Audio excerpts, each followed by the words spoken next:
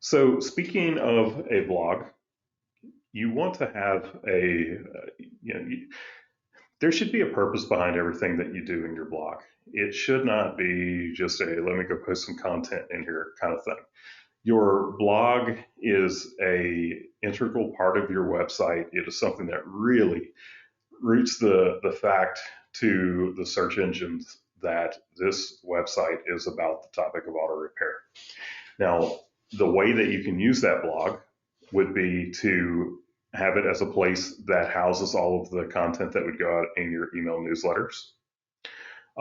I spoke earlier about events. So, let's say that you did that car care clinic.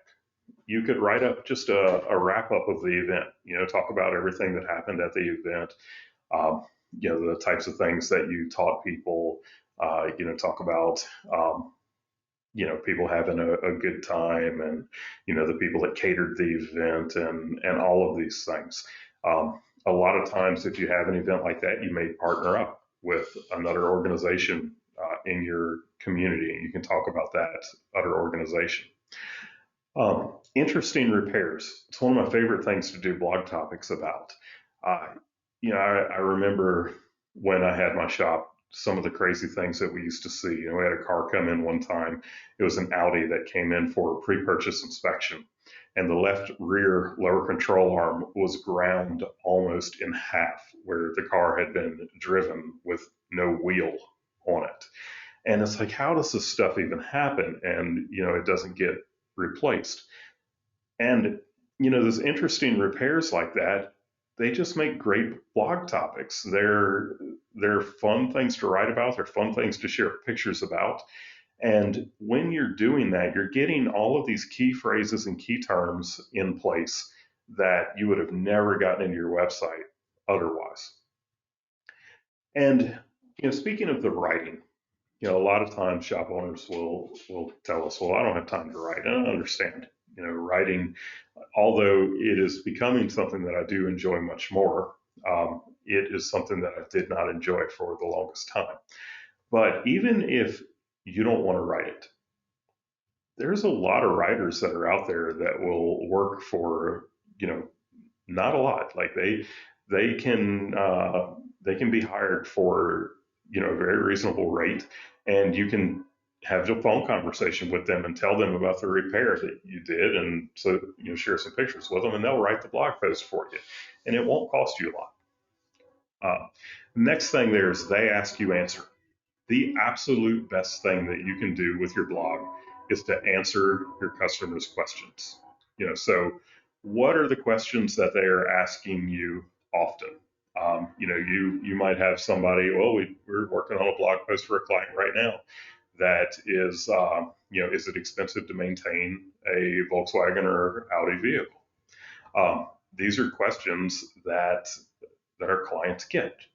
They will ask questions about things like, how often should I really be replacing my air conditioned cabin filter? Is it really needed every 15,000 miles?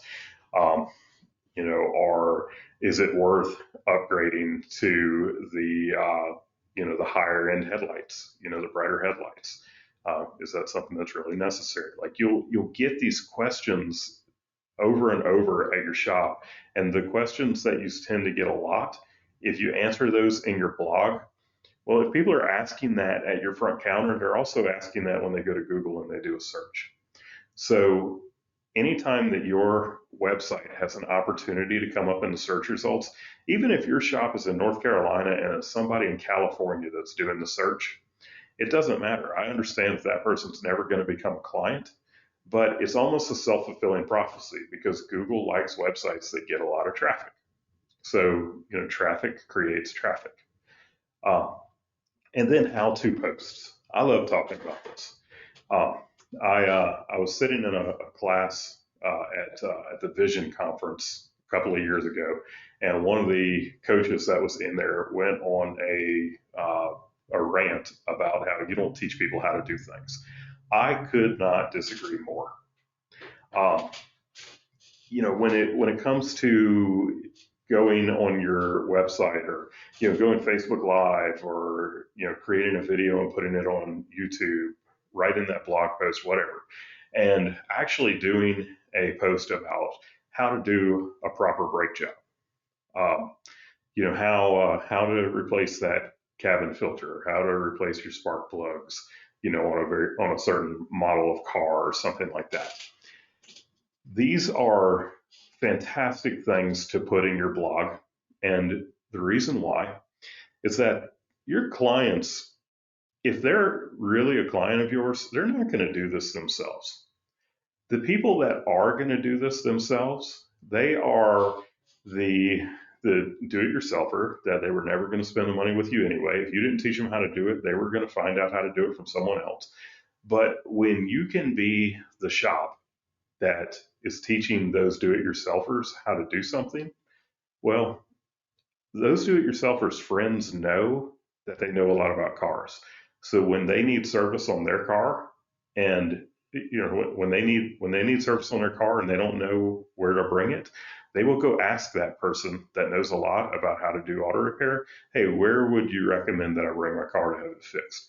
And if that person is learning from you, they're going to recommend you. So, and then in addition to that, you're also, again, just solidifying the fact that your business is an auto repair shop, and Google loves that kind of content. So do those how-to posts.